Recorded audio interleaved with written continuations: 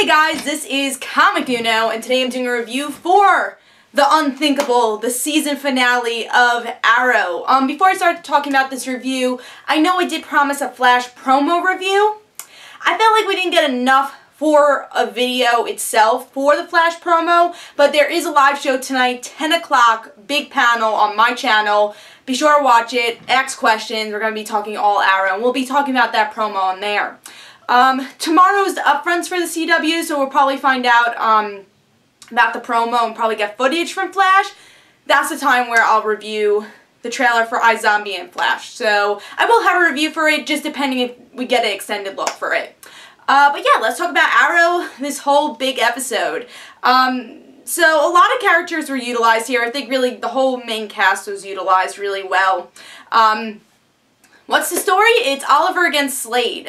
We do get to see flashbacks of how Slade lost his eye, and I'm going to say I love the fighting scene where they actually utilize the flashbacks at the same time as the present fight, and I thought that was really smart because I think the past fight was a little bit more dramatic than our current fight because the past fight is where Slade loses his eye. But yeah, so the past you get to see why Oliver thought that Sarah was dead. We also get to see that Oliver thought that Slade was dead also. And in the end, which is actually the end of the whole episode, we see that he's off the island, and I'm sure he'll get back on the island. He always goes back to the island. And he actually knew Amanda Waller before all this Argus stuff. Now, Argus is actually a pretty big part of the episode. You know, the added tension is that Amanda Waller wants to destroy Starling City to save the rest of the world. Now, Oliver is able to not kill Slade because Slade doesn't die. He traps him in the bottom of the island under Argus. So he doesn't die, but he's able to defeat Slade. And everyone helps. The League of Assassins come there. And I was a little surprised, which I'll get into more towards the review portion of this. I was a little surprised we didn't get to see that much League of Assassins, just kind of undertones. But Sarah's leaving with the League of Assassins after, gives the coat to Laurel, maybe passing the torch for Black Canary. But we don't really see her die, which a lot of people were predicting.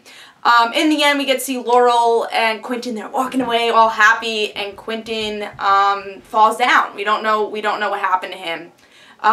He gets slammed. I guess maybe one of his organs went crazy, and he fell, and we don't know if he's going to be dead or not. We'll have to see in the next season. Then Roy, he's helping out. We see that he is cured. He's not dead. He's becoming a sidekick for Oliver, and because of this, he distances himself through Thea, and Thea realizes that she has to pick a side, Malcolm or Roy. And at first, she's like, oh, well, I'm going to go Roy. I hate you, Malcolm. And she notices, maybe I have to trust Malcolm. Malcolm's the only one who's opening up to me. So she, in the end of the episode, goes with Malcolm, I'm sure, to become stronger. Because she's like, I'm tired of being weak. I'm going to be a different person. I'm not going to be Thea Queen anymore. Which I have a lot of speculations about that.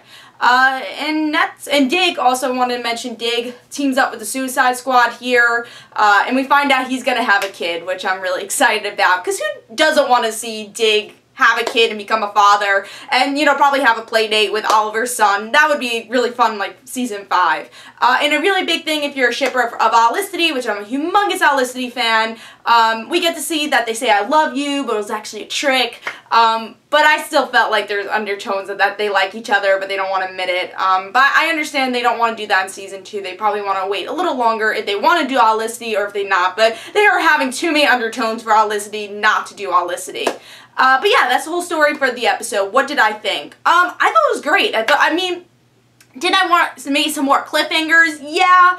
I definitely wanted a little bit more cliffhangers to see what's going to happen more to season 3. Maybe some, again, more undertones of the League of Assassins, which I thought, my prediction that I was going to say is that Slade was going to die and then use the Lazarus Pit to come back. I was really surprised we didn't get any undertones of Ra's al Ghul, but I'm sure we're going to see Sarah and the League of Assassins again in season 3. I don't know what is going to make the League villains to Oliver, but I'm sure we're going to see them as the main villain, and obviously Argus too for the next season. So I was a little disappointed we didn't get as much as I wanted with the League. I I really liked, again, the Olicity parts were great. Laurel, I thought, was utilized well here. Obviously, she can't really go in the action, but I thought she was pretty well utilized. I love the Black Canary exchange. I don't think Laurel's going to become Black Canary in Season 3, but it's just that hint of Laurel will become Black Canary, and Sarah's kind of accepting of that. And Quinta's like, you're not going to become Black Canary. But it's also this downward spiral Laurel's still going through, depending if her father dies or not, which I have a feeling Quentin probably will die by the end, which is going to be upsetting. I don't want to see Quentin die. I think he's an awesome character. But again, that's more the downward spiral of Laurel to become a darker character, which probably is a little bit more reasonable than the alcoholic.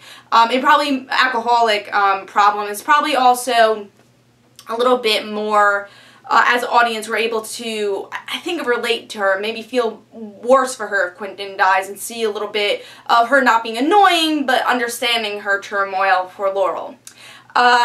Let's talk about Thea, because you know Thea is my favorite character. I mean, don't even ask why. I'm just a big Mia Dearden fan from the comics, and I know what Thea is going to become. And I love this episode for Thea, even though she's a little melodramatic. I won't lie, she was very melodramatic in this episode.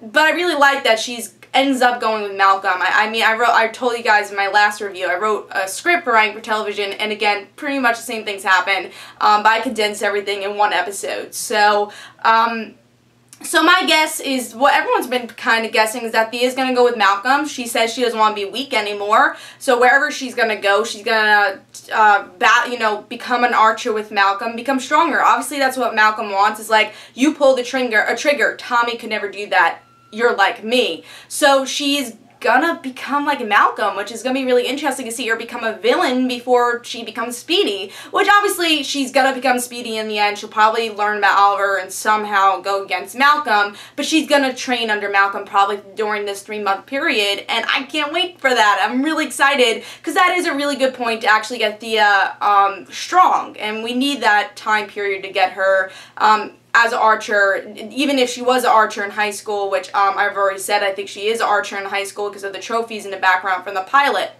But yeah, I'm really excited for that. I think she's going to change her name to Mia Dearden. She says she doesn't want to be Thea Queen anymore. Why not honor her mother by using her maiden name, Dearden, and, changing up the first name with Mia. Maybe, like, someone in the family is similar to that, and she'll become Mia Dearden, and that's a big reference to the comic book. So, very excited for that. But yeah, overall, I thought it was a really great episode with great action. I wanted a little bit more towards the end, but still a great episode. So I'm going to give it 4.5. Can't wait for more Arrow. We had to wait a whole entire, 3 months, which I'm really upset about. I love that summer is coming, but I'm upset we're not going to have any more Arrow. But again, we will be talking all Arrow stuff on that live show. So Arrow's not just done yet for my channel. And of course, I'll be reviewing Arrow when it comes back. Please tell me in the comments below what you thought about the episode, character by character, whatever you predictions for Season 3.